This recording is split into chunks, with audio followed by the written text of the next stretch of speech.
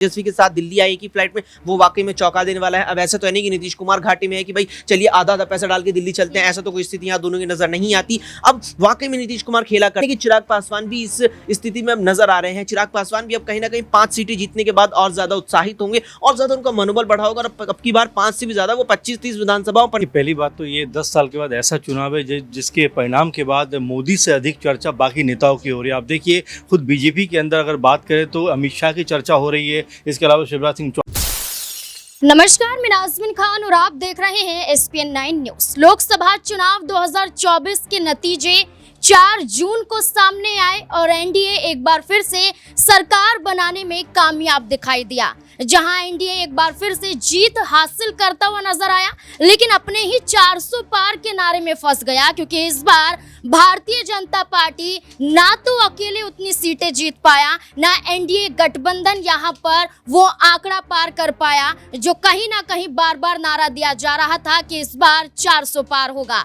लेकिन जहां एनडीए नारा पार नहीं कर पाया, तो वहीं इंडिया अलायंस इस बार बहुत अच्छा प्रदर्शन करता हुआ दिखाई दिया। इंडिया अलायंस की बात करें तो कांटे की टक्कर एनडीए को देता हुआ दिखाई दिया। जहां 293 एनडीए के खाते में, तो वहीं 234 सीटें इंडिया अलायंस के खाते में नजर आई।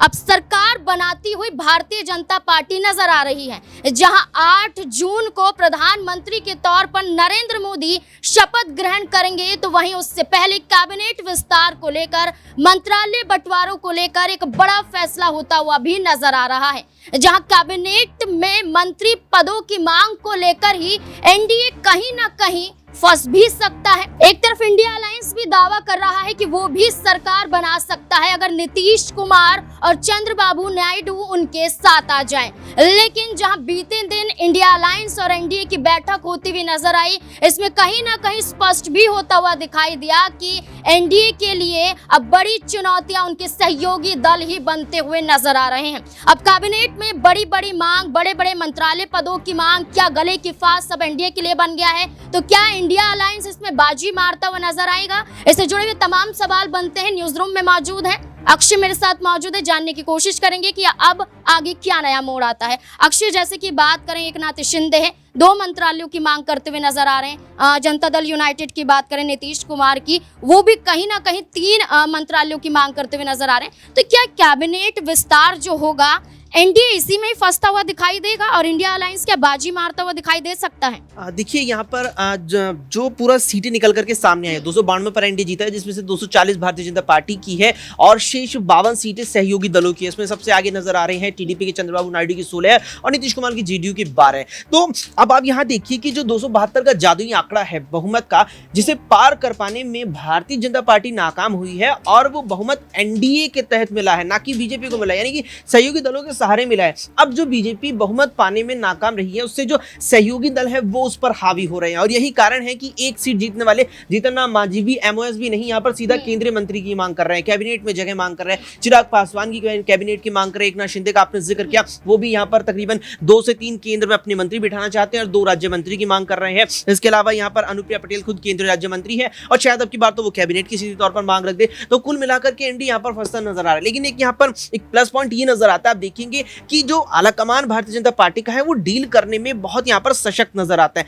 हमने देखा मध्य प्रदेश में किस तरीके से लगभग 6 से 7 विधानसभा चुनाव जीतने के बाद मुख्यमंत्री पद के चेहरे थे, तमाम तरीके से कयास लगाए जा रहे थे। ये भी कहीं ना कहीं उस वक्त अनुमान बैठ रहे थे कि अगर शिवराज नहीं तो सिंधिया को पद दे देंगे, सिंधिया को पद दे देंगे तो नरेंद्र सिंह तोमर यहाँ बगावत न कर दे, नरेंद्र सिंह तोमर बगावत कर देंगे तो कहीं फग्गन सिंह कुलस्ते उनका समर्थन न कर दे। तो कुल मिलाकर के पूरी तरीके से भाजपा फंसती नजर आ रही थी मध्य प्रदेश में और वही कुछ स्थिति सबसे ज्यादा मुझे राजस्थान में यहाँ लग रही थी। लगातार हम राजस्थान पर बने हुए थे, जिस प्रकार से वहां वसुंधरा राजे की नाराजगी को किसी भी हद तक भुलाया नहीं जा सकता, लेकिन बीजेपी आलाकमान उसे भी हैंडल करने में कामयाब रहा। कहां से भजनलाल शर्मा को निकाल करके लाई कोई नहीं जानता, भजनलाल शर्मा खुद नहीं जानते होंगे आधा 1 घंटे पहले तक कि वो मुख्यमंत्री होने वाले हैं। तो ये कहीं ना कहीं एक सकारात्मक पॉइंट वर्तमान में अगर आलाकमान के पास देखिए डील करने में नजर आता है। लेकिन अब की जो डील है वो सबसे ज्यादा यहाँ पेचीदा नजर आ रही है। अब देखना वाकई में रहेगा कि अगर ये डील एनडीए गठबंधन के तहत बीजेपी आलाकमान कर लेता है तो शायद सरकार बन जाए और चल भी जाए ठीक ठाक, और अगर नहीं कर पाता तो निश्चित तौर पर इंडिया गठबंधन बाजी मार ले जाएगा। जाएगा। देखिए, एक और सवाल यहाँ पर रहेगा, जैसे कि बीते दिन देखने को मिला नीतीश कुमार और तेजस्वी यादव एक ही प्लेन में नजर आए, तो वहीं दूसरी तरफ नीतीश कुमार को लेकर ये भी दावा किया जा रहा है कि उनकी कई बड़ी मांगे थी और अगर मांगे भारतीय जनता पार्टी पूरा नहीं करती है तो कहीं ना कहीं वो पलटी मारते हुए नजर आ सकते हैं। लेकिन इसमें हम चिराग पासवान की भूमिका को नहीं भूल सकते हैं। 2019 में 6 सीटें दी गई और 6 की 6 सीटें उन्होंने जीत ली। 5 सीटें इस बार भी दी गई और 5 की 5 सीटें यहाँ पर चिराग पासवान ने जीत ली। लेकिन क्या नीतीश कुमार को लेकर जो कयास लगाए जा रहे हैं, क्या इसमें चिराग पासवान को लेकर भी कयास लगाए जा सकते हैं?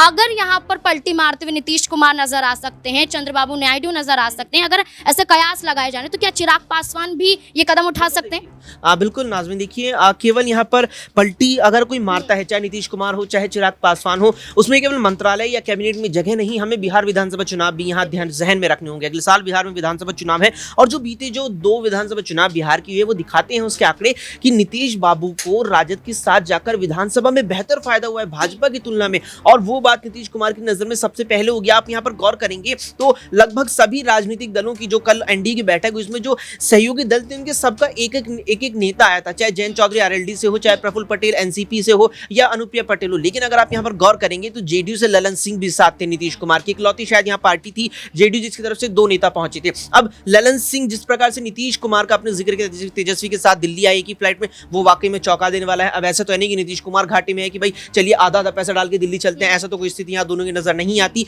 अब वाकई में नीतीश कुमार खेला कर सकते हैं और दोनों चीजें यहाँ पर निर्भर करती है कि पहले तो उन्हें केंद्र में क्या जगह दी जाती है और दूसरा यहाँ पर यह महत्वपूर्ण रहेगा कि वो उनकी पार्टी का अंदरूनी आंकलन करके उनकी पार्टी के अंदर जो अंदरूनी सर्वे होगा विधानसभा चुनावों के लिए उसमें वो कैसा यहाँ पर आउटकम उनके लिए निकलता है, उसके आधार पर कहीं ना कहीं ये तय होगा कि वो किधर रहेंगे। और कहने की चिराग पासवान भी इस स्थिति में अब नजर आ रहे हैं। चिराग पासवान भी अब कहीं ना कहीं 5 सीटें जीतने के बाद और ज्यादा उत्साहित होंगे और ज्यादा उनका मनोबल बढ़ा होगा और अब की बार 5 से भी ज्यादा वो 25-30 विधानसभाओं पर नजर रखेंगे, जो कहीं ना कहीं वो मानकर चलेंगे कि राजद के साथ जाकर शायद मैं बेहतर कर पाऊं। तो दोनों के लिए यहाँ पर इस समय स्थिति ऐसी है कि भाजपा को झटका दे सकते हैं। देखिए, बिल्कुल नतीजे आने के बाद यहाँ पर 3 से 4 राज्य ऐसी भूमिका निभाते हुए नजर आए जो अगर एनडीए के साथ उनके दल मौजूद नजर आए तो कहीं ना कहीं वो आगे सरकार बनाने में कामयाब रहेंगे। लेकिन अगर वो ही यहाँ पर उनके साथ नहीं दिखाई दिए, अलग हटते हुए नजर आए तो कहीं ना कहीं इंडिया अलायंस जो बड़ा दावा करता हुआ नजर आ रहा था वो यहाँ पर बाजी मार सकता है। आंध्र प्रदेश की बात करें, उत्तर प्रदेश की बात करें,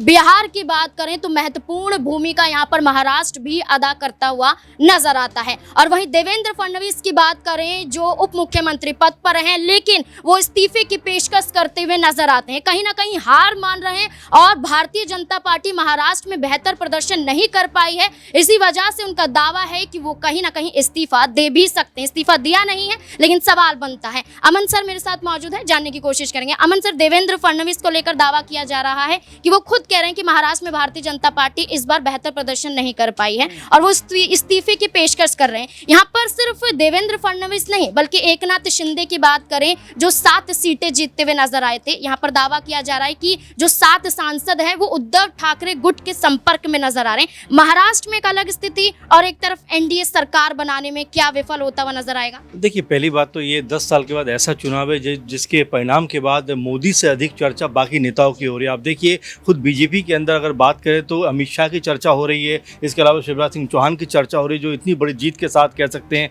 आए हैं, उनको सबसे ज़्यादा तवज्जो दी जा रही है। वहीं अगर बात करें विपक्षी दलों की तो यहाँ पर राहुल गांधी के बारे में बात हो रही है, अखिलेश यादव के बारे में बात हो रही है, लेकिन ये पहला 10 साल के बाद चुनाव देख रहा हूँ जो सबसे कम बात मोदी जी के बारे में हो रही है, जिनके सर पर सेहरा बनने वाला है एक बार फिर पीएम पद का। हैरानी हो रही है कि यहाँ पर जीत के बावजूद भी कहीं ना कहीं जो एक खटास है वो मन में कहीं रह गई कि अगर पूरा बहुमत आता तो शायद हम बहुत कुछ बदल पाते, बहुत बड़े फैसले ले पाते। लेकिन जिस तरह से जेडीयू और एक तरीके से टीडीपी की बैसाखी के सहारे अब बीजेपी अपने आप को सरकार में चलाने को मजबूर हो रही है, उसका जो गम है वो पीएम मोदी के चेहरे पे आप साफ देख सकते हैं कि जीत तो मिली है लेकिन जो असरदार उनका बयान होता है, जो असरदार उनका चेहरे की रौनक होती है वो कहीं ना कहीं गायब दिखाई पड़ती है। तो आप समझ सकते हैं कि इस तरह से वो दबाव में महसूस कर रहे हैं। इसके अलावा अगर महाराष्ट्र के आंकड़ों की हम बात करें तो जाहिर सी बात है कांग्रेस पार्टी एक बड़ी पार्टी बनकर उभरी। किसी ने सोचा नहीं था कि 12-13 सीटें कांग्रेस पार्टी यहाँ पर जीतती हुई नजर आएगी। किसी ने सोचा नहीं था कि बीजेपी के हिस्से में 9 सीटें आएंगी। किसी ने सोचा नहीं था कि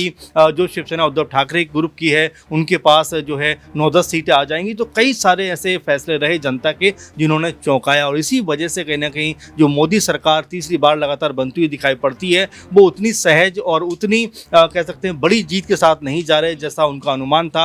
लगातार बयानबाजी थी कि 400 पार अब की बार, वो सब धराशायी होते हुए बीजेपी खुद की अगर बात करें 240 पे उनको सिमटना पड़ा है।